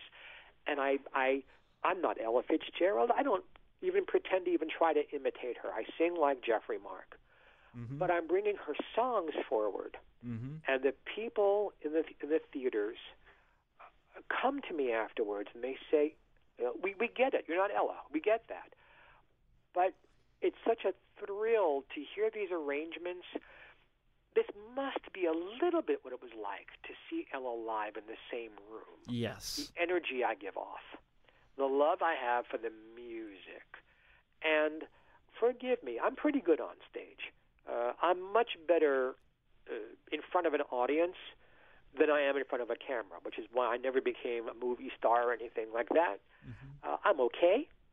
I have talent, But whatever magic I have, it's on the radio, and it's in front of a live audience. And they make me come alive, I make them come alive, and everybody has a good time. Well, you know what? It reminds me a lot of why I do tribute interviews. And I've done tribute interviews, of course, with you, with Lucille Ball and Ella Fitzgerald, and many more. I've done Alfred Hitchcock. I've had his granddaughter on here. I've had Audrey Hepburn's eldest son on here, the son and daughter of Rowdy Roddy Piper. I've had somebody on from the Ray Harryhausen Foundation and so many others. And it's kind of fun, you know, despite the fact that they have passed on. It's nice to be able to make them part of the show and do it in a special way through people that are either they're in their bloodline or are connected and have a passion for them. And that's what I see with you. You remind me why I also do tribute interviews on here, you know, to introduce these artists to younger generations, you know, because we live in an age of digital and this and that, and life is so fast-paced. Sometimes it's kind of nice to look back and see where we came from and see what was happening yesteryear and the limitations they had and how they made things great through those limitations. I don't see how anyone can walk through life thinking, well, I'm just inventing everything as I'm going along. Mm-hmm. No matter what walk of life you come through, if you're designing cars, you have to know the history of designing cars, because without it, you're designing something that's already been designed. Everything comes from something that already happened, and then we bring it forward and change it and put our fingerprints all over it, especially in show business. If you don't know what came before you, how can you build on it and make something new? Yeah. So everybody is influenced by somebody else. The more influences one has, the better a performer you can be. The more different kinds of music. You know, I hear people say, well, I don't like jazz. Well, have you ever heard it? No. Well, how do you know you don't like it? My grandmother, bless her heart, my grandmother and my grandfather, my mother's parents, were like the rocks of my life. Mm-hmm. And my grandmother would bring home something special almost every day for me. She was a rare woman back in baby boomer days who worked outside of the home 6 days a week. And whether it was a piece of candy or of an ethnic food of some kind or a new book to look at, she said, it's okay if you don't like it. It's not okay not to try it. And that's how everyone should be. Yep. If there's something new in front of you, taste it, try it, smell it, listen to it, touch it. Mm-hmm. You don't like it, you're entitled to that. But at least try. Yeah. And I think so much of music, even the hip-hop people, don't realize how much they owe to Ella Fitzgerald. Yeah, agreed, yeah. And I'm amazed, and this is going to sound, I gotta say this right, how many young African Americans I meet who don't even know who she is. And it isn't that she should be a role model just for African Americans. Her story should be an inspiration for everybody of every background. But I'm not African American. I cannot tell you what it's like to be African American. I can tell you what it's like to be Jewish. Mm-hmm. And I know that in our home, when Jewish performers came on television, my family was doubly excited. Oh, look, one of us is up there. Mm-hmm. So I have to think the same thing would be true in an African-American household. One of us is up there. And we knew all about the Jewish performers because we were proud that they were in the spotlight. I think everyone should be proud that Ella was in the spotlight. Those doors she kicked open were for everybody. Anyone who wasn't a white male and Protestant. It's hard to just say that there's that kind of prejudice in this country, but I'm not even including Catholics. But I hear it. Still to this day, I hear denigration of people of color. I hear denigration of anyone who isn't Protestant. I hear anti-Semitism. I hear homophobia. I hear racism. I won't say on a daily basis. That would be hyperbole, but on a weekly basis. And I just shake my head and say, how? how can we be in this year, how can we see so many people of so many backgrounds be wonderful people? And how can we see so many people who are of the majority background not be wonderful people? And not learn that we need to take people person by person. Dislike the person because you don't like their personal behavior. Yeah. You can't dislike a whole group of people, paint with a broad brush like that. It's wrong thinking. Mm-hmm. And Ella taught that. Mm-hmm. From day one. She refused to be put into a pigeonhole. She refused to be what they used to say a race singer. She was a singer. Her audiences were everybody. She treated them that way. They treated her that way. It took bumps and bruises and years and years and years of work. Remember, we're talking a 7-decade career. Yep. So no, it was not easy all the time. And even into the 60s and 70s, there were still bumps and bruises for being black and being a woman. Yep. But she did it anyway. There's a wonderful saying, and I live by it. Courage is not lack of fear. Every human being has fear. Courage is having fear and doing it anyway. And if you do all the wonderful footwork that's right in front of you, you may not get what you're looking for, because we don't always get what we want. But if we do the hard work, somehow we get what we need. And sometimes that hard work takes us to a place we never dreamed imaginable. Absolutely. I don't think Ella dreamed that she would be a legend. I don't think she dreamed that she would win presidential medals of honor, that she'd be honored by the Kennedy Center, that she'd be taken to France for the awards, the doctorates, the things that came her way, the 13 Grammys. I don't think that was her plan. Her plan was to be a performer, take what God gave her, and get out of poverty. Mm-hmm. Yep. Everything else that happened because, and I hope you don't mind talking about God for just 1 second, whatever your personal beliefs are, folks. I'm a Christian. Okay. Yep. Some of our listeners aren't, and Yep. I'm a Jew. But I believe we're all given gifts by God, every single human being on the planet. Yep. Most of us never even look at them, aren't even aware we have them.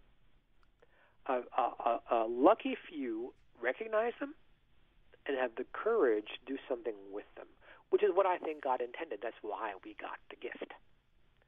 I am gifted in show business things. Writer, singer, actor, talker, what have you. Mm-hmm. That's my gift. Why wouldn't I want to use it? That's why I was given it. Ella realized that she was enormously gifted, not in a egotistical way, but she understood, okay, a gift from God. You know, Ella's background, what she went through as a child, could have been very easy for her to walk away from any concept of God and say, you know, God, so much for you. Look what you did to me. And it didn't work that way. She leaned on her faith.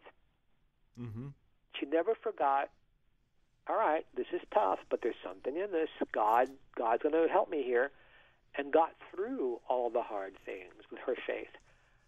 And friends, I'm not saying you need to believe in Christianity or Judaism or Buddha or be a Muslim or be a Zoroastrianist person.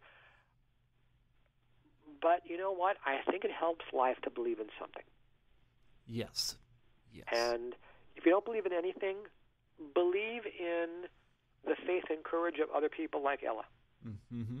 If you don't believe in a higher power of any kind, let Ella's story at least inspire you to reach inside of yourself and pull out the best of yourself and share it with the world and see what happens. Absolutely. Well, Geoffrey, we want you to plug your book one more time on here and let people know where they can get it. With my other arm. So, the name of the book one more time is Ella, a biography of the legendary Ella Fitzgerald. It's available. The easiest place to get it these days is Amazon.com. The book is in two forms, the regular book and the deluxe edition, which has the 2 CDs I talked about. I've already told you the prices. I'm available on Facebook. If you want to say hello to me or let me know how you like the book, I spell my name Geoff, that's F like in Frank, Geoffrey, Mark. Facebook friend me. Let me know how you like it. If you want a personally autographed copy of the book, I'll be around the country doing book signings and shows where you can buy the book. And if I'm not someplace you can get to, contact me on Facebook, and we'll see about selling you a book directly where I can autograph it for you. Or we've got little book plate things with Ella's face on it that I can, if you've already bought the book or don't trust me to send you the book, I can write a nice autograph for you, and you can paste it inside your book. So wherever, whenever, we want you to buy it, obviously, and we want you to know about Ella, and we want you, if you have an extra $1, to give to the Ella Fitzgerald Charitable Foundation. They're helping so many people all over North America who are working poor, people who are working hard to keep their heads above water financially, and they're just going through a hard time, and the foundation wants to help them. So why don't you help the foundation, help all the people out there? So buy the book. The deluxe edition, a portion of it does go to the foundation, and all of my shows around the country, a portion goes to the foundation as well. So I believe in helping the working poor and in bringing what Ella wanted forward. So buy the book, buy the CDs, come see my shows, and always, always listen to Greg's shows. Well, you know what? That is appreciated. And you know what, Mark? I do have you on Facebook, and we'll stay in touch. And yes, we're going to do this again. I know I got lots of interviews coming up, but like I said, I'll reach out, and we'll do another one of these here soon. Anytime you want me, Greg, I am yours. Like I said, it really is a pleasure to talk to our friends in Canada, and you're so good at what you do. And believe me, I think I can say this without exception. You're the only 2-hour show I will do. Oh, really? Talking for me. 2 hours of nonstop talking is a lot of talking for you.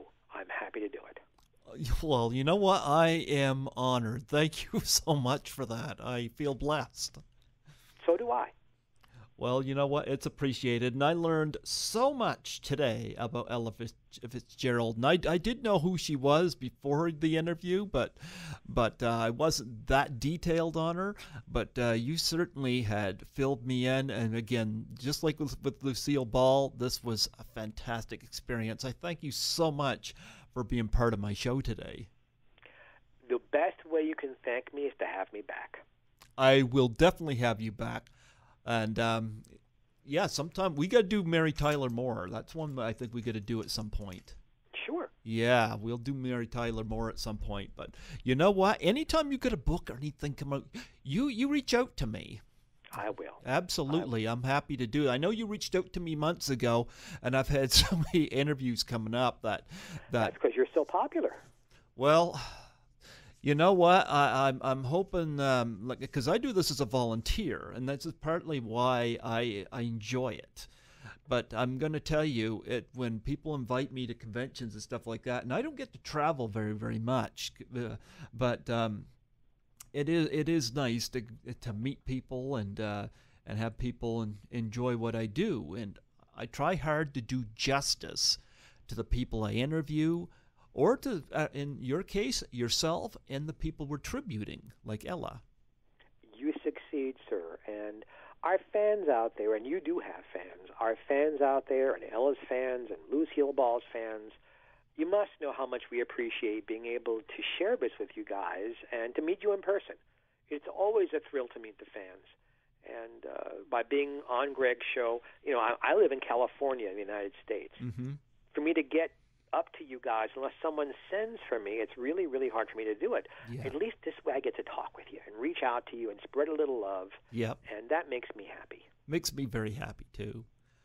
Now, before you go, you want to do a plug for my show? Yes, sir. of course.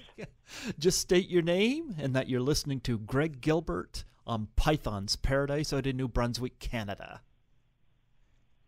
This is Geoffrey Mark, and you're listening to Greg Gilbert on Python's Paradise Show in New Brunswick, Canada. Absolutely. And yes, folks, buy that book. Absolutely. Ella Fitzgerald, and support the charity, please. Thank you so much. You'd be amazed how many times I stumble over that name myself. So you're in good company. Well, you know what? Well, we get to tribute her. We get to honor her today, and that's an honor in itself. This is always a joy, Greg. And to all of my friends in Eastern Canada, have a happy, whatever it is you're doing next. And I hope maybe this show made you a little happy, too. Absolutely. God bless you, Geoffrey, and you have yourself a wonderful day and great luck with everything you're doing. I thank you, and God bless you, Greg, and all of my friends back east in Canada. Thank you so much. Absolutely. You take care. Bye-bye. Bye-bye.